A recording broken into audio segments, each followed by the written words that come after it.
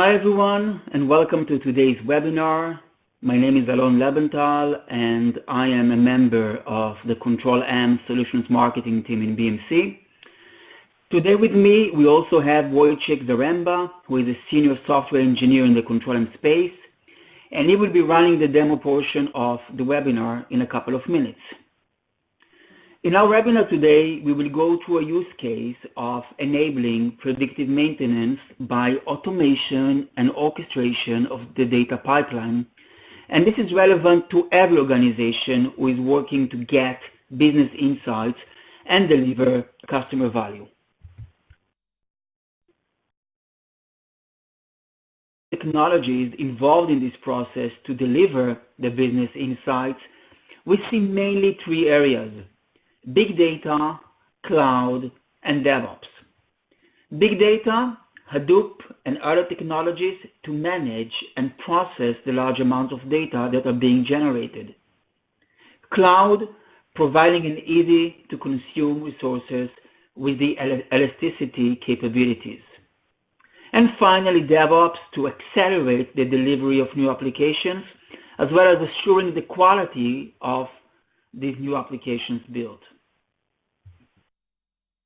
In the demo that you will see shortly, we will show you how an IoT pipeline is being automated through a business application workflow orchestration solution, Control M. This example demonstrated here is of predictive vehicle maintenance, but a similar approach can be taken to various other use cases, such as smart metering, asset management, and more. The demo will focus on a true use case of a company that owns thousands of vehicles, trucks, and naturally they are very interested in minimizing the downtime of each and every vehicle, as clearly if a vehicle is not on the road, it's not generating money. In this specific case, their business goal was to cut the downtime of the vehicles by 40%, and this is achieved by equipping all of the vehicles with sensors that capture data and then applying machine learning algorithms to predict potential failures in advance. Let's have a quick look at the architecture of this scenario. Clearly, there are various elements in this application: IoT data, machine cloud. We will start the flow by provisioning an AWS EMR instance. That's the Hadoop distribution of AWS. Then dynamically provision a Control M agent, which will be responsible for executing the jobs. The data will move into the EMR, processed by Spark, and then finally transfer the data out of the EMR and provide the predictive maintenance notifications. This entire workflow, end-to-end, is being orchestrated by Control M. And with that, I would like to transfer it to Wojciech, who will show you the actual demo. Wojciech? Thank you, Alon. Let's have a look at the machine that we have created to show you the demo. This is a virtual machine that runs on AWS, and it runs Control M, and this Control M will be responsible for controlling and orchestrating the whole workflow that Alon has. Log in through the web interface. And you see that this is a special Control M just for this demo, so it's empty. So let me just order a workflow that will create a whole pipeline that just Alon was mentioning. It will be created and it will take a couple of minutes to create, and then in this time I will explain what is happening in the background and how all of this thing works. That was submitting the IoT pipeline. So this job is taking the files that I'm going to show you in a moment, and running them inside Control M, and Control M is dynamically creating the whole pipeline, the whole set of jobs that will do something. In our case, it will create the EMR cluster. You see, this IoT pipeline jobs has just showed up. And let's start with explaining what is this pipeline doing. So the first thing is that it is creating the cluster. IoT create cluster job is using AWS CLI to provision and to provision EMR cluster. So as Alon said, this is a Hadoop distribution in AWS cloud. And in the same time, when the cluster is starting, it is connecting this cluster to Control M. So it is provisioning the agent, Control M agent that runs, that will be responsible for running all of the other jobs inside this cluster. Then the next step is IoT CP setup. This is adding a connection, what we call an object that we call the connection profile. So this is the connection to this Hadoop cluster from Control M server. Then we'll copy the jar files and copy the files inside. This is copying the real data. This is copying the real data into the processing the data. These two jobs are processing the data. I'll show you later where the real machine learning comes from. It's notifying the user and taking the data out, because the idea of this demo is that the user will be notified if something's wrong with his vehicle, or a set of users will be notified if there is something wrong with their vehicles. So that's the thing. And it will then disappear. It means it will be deleted from the server and terminating the whole cluster. So that's also why we need to take the data out of a cluster, because it will be really killed and it will disappear actually from the real life. Okay, when it how this whole thing works. I don't know if you are familiar, but let me explain you. A couple years ago, BMC has created and opened the Control M to be able to run jobs that were created as a code. So we do not only work with a GUI interfaces. We don't only work with a clients. We can work as well. The developers can create the jobs that will run inside Control M as a code, as a JSON code.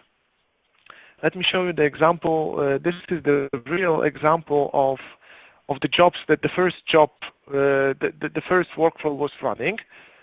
So if I will go up to the top,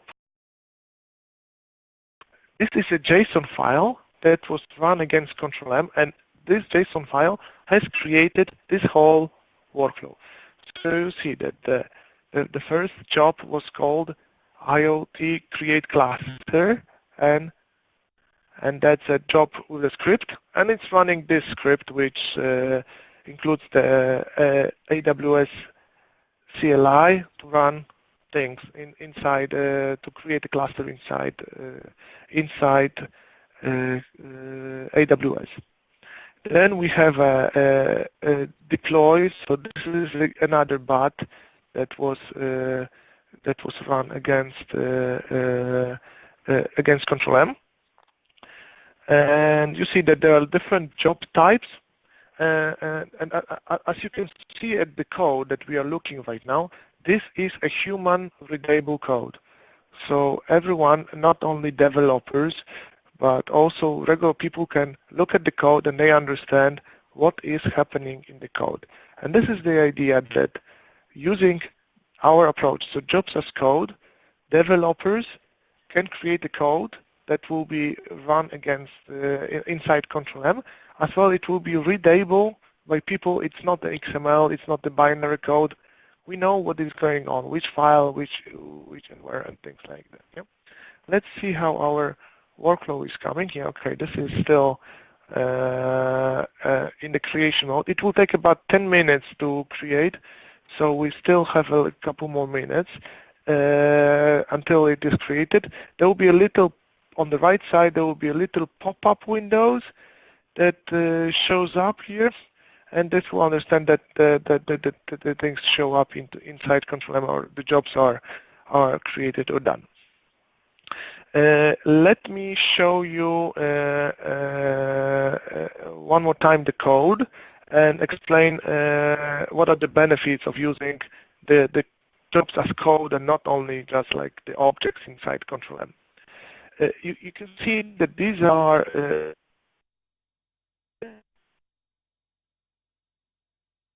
this is a standard file, a JSON file, and this JSON file can be can be stored in the code repository. That is a Git, that can be Artifactory, that can be stored locally, stored in the cloud, stored in the public place, in the private place. And because it's a text file, it is very easy to adopt the file, so change the file to different, for example, different environments when it's running. So there is a very easy way to include and use this approach and use these files and use a whole Control-M in the whole CI/CD constant integration, constant deployment architecture, where this file and Control-M jobs are at a certain point executed at the dev environment, and then they are changed because where it's executed, what it's doing, and things, and can be automatically moved to a different environment, for example, a test environment, and then finally at the production level. We have customers that run already this thing in the production with this approach, and this has lowered down the deployment time from couple hours to couple minutes. The other advantages of this is that this code can be generated by a person. It means written by a person, by a developer, by operator, because it's really, he can get another job and copy and then adopt and then run it against Control-M. As well, it can be generated by an application. So one application can generate a code that will run inside Control-M, and then Control-M will be like a service for this application. Of course, having every piece of this job, it means every job as a separate entity in this file, allows the jobs to be multiplied or jobs to be changed. So you see that this file can be dynamically adopted to today's reality. So for example, today we have more files to proceed, then we'll add just another job or two jobs to move extra files. And or this file today is not processed, so this file will be taken out or not used. Okay, you see that the new alerts are popping up on the right side, so it means that the job started to move. Yeah, and then that says we are right. So the first cluster is done. So the cluster has been created, and let's see what is the output of the job. And you can see that this is a live environment. So we see the real output, the real what happened at the jobs, and what was the outcome of the script or the job that was done. You see how easy it is to look at the log or at the output from the operations point of view. So if something fails, this is immediate information because the alerts show up, or the notification goes up, and the operators or developers can react. So how to get to a job not from the web service? Another concept that was introduced as well with the jobs as code is what we call automation API. Automation API is a set of services that are exposed by a REST call on the default port 8443, and they are used to do different things inside Control-M. So we can configure Control-M using this API. We can run things, so this is for the operations, but as well we can do the developer stuff. For example, we can build the build command to build the code and check if the definition of the file that we are running against is okay, or we can do a deploy, so we can do a check-in the files, or we can do the run, so we can execute the file, for example, to run the jobs from the file, or to do other activities. So if we look at, for example, a general activities that lots of developers will use, they will be running the jobs. So we can use a REST API with a run command, with a run service to run the job with the file, or we can, for example, look for the logs or for the output of the job. REST API is not so easy to use as a command line tool, so we have also created a command line interface that is just a REST wrapper that has the exact same amount, let's say the same services that the REST has. So let's, for example, check the job that we are just looking for. Check the job that we are looking for, that we have this order ID, so means this is a unique number that Control-M is running, and I will just get the log of this job. So you can see that this is a log, so this is the same thing that, let me put the same view here. See, that was freed by, released by user, submitted to Control-M, and all of the same information is on the both interfaces. Yeah. So this interface, the command line interface or REST interface, can be used by the machines. For example, automated tools like Jenkins or Jira or any others that do something at the system. For example, they are releasing a new version of application to check, to run the jobs and saying, okay, did it run okay? Is the deployment okay? Or maybe something is wrong. Yeah. So they can interact with the API by machine to machine. They can talk to each other. I promise you to show you the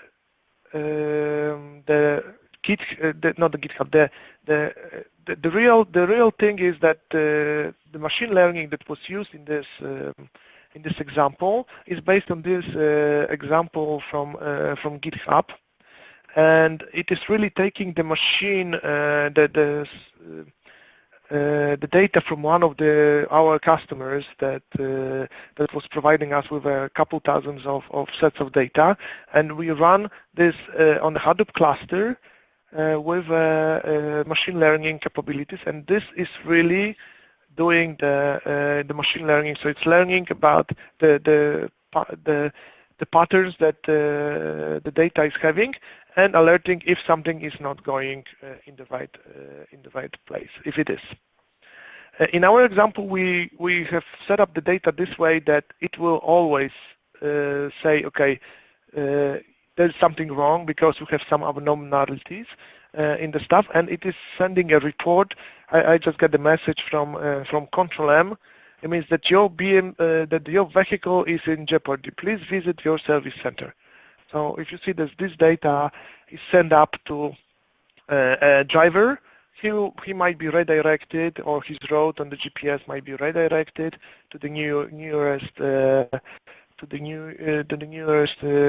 workshop that already has an email saying, okay, in this vehicle we have recognized that, I don't know, a temperature is rising to some levels of vibration level is not normal. Can you please check this?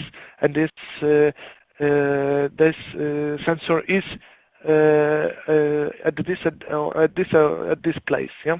So then you can see how easy it is to coordinate the people. All of this stuff here is coordinated by Control M. I wanted to show you at the end, because the whole thing is gone. It means that we have notify means we have calculated, we have copied the data, we have found that there is a problem, we have notified the user, and all of the cluster is deleted. You might ask him, why do we delete the cluster? Why do we not keep it? You know, because it's just a Hadoop cluster. It's all because of the money. You see that how easy it is with Control M to spin up the cluster. See, the first spin up the cluster and whole provisioning took 8 minutes. And in 8 minutes, I am able to send up a completely fully new platform that can perform a lot of calculations for us. And then we only pay for the calculation. We can load in a lot of data and then just pay for the time we are using the show up more often. Then we'll just spin up the platform, because this is our money. We are doing this thing for some reason.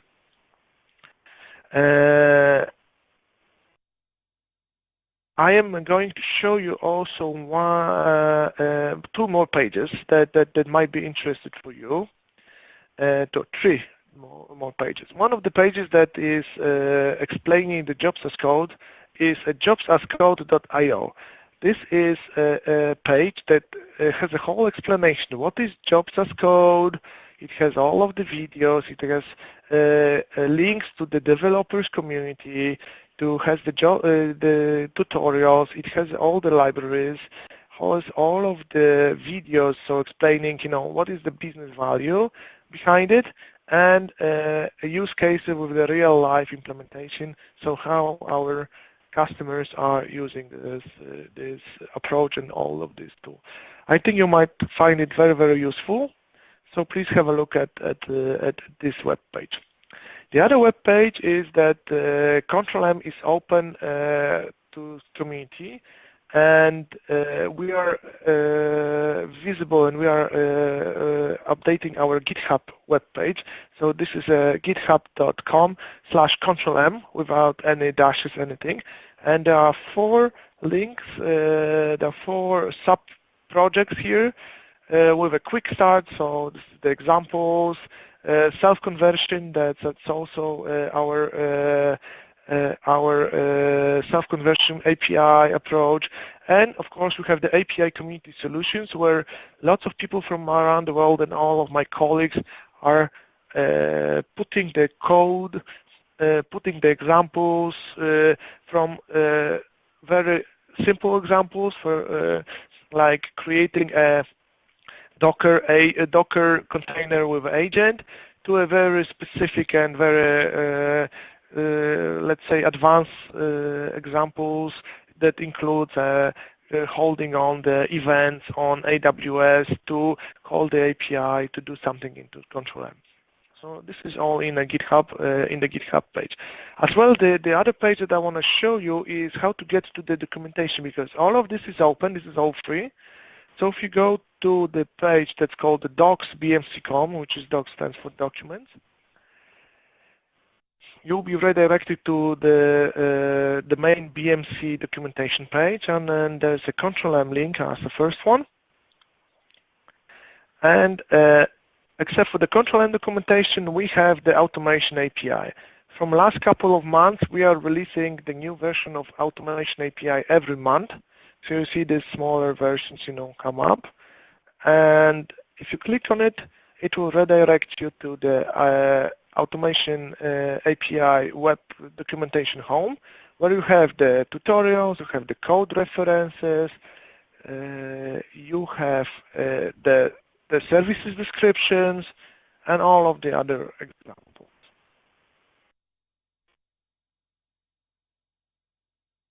Alon, back to you. Okay, thank you very much, Wojciech. I believe that now we can open it up for questions. And the first question here is, how difficult is it to identify problems if something goes wrong in the data pipeline?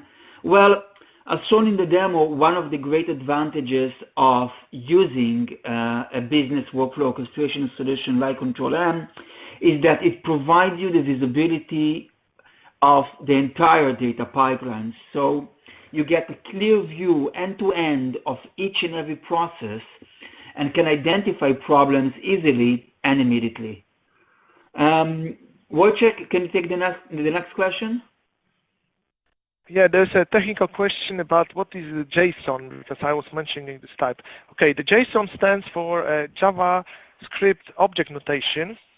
If you type in the JSON into a Google, you'll see that it says that it's a programming language, but it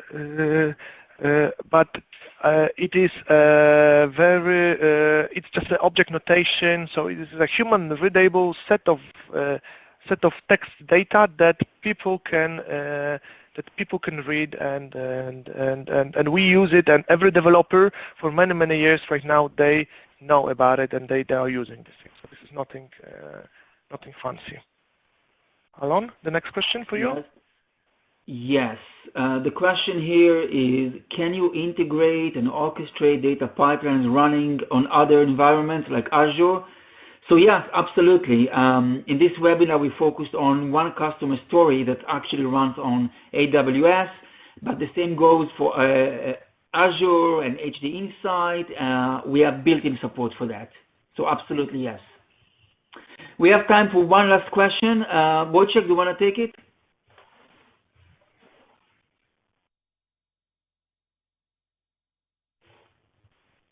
Wojciech? Oh yeah, sorry. I think I answered this question, because the question is how we can find the documentation and all of the technicalities, how to connect. So this is what I said. First, go to a docsbmc.com and then go to the automation API. That's like our documentation. I invite you to jobsascode.io. That's the one that will explain you what it is, how it is, and all of the other questions that you have. As well, I invite you to our GitHub, so github.com/control-m. Okay, sounds good, very helpful. So thank you very much for everyone who is attending this call or watching the recorded version. Thank you.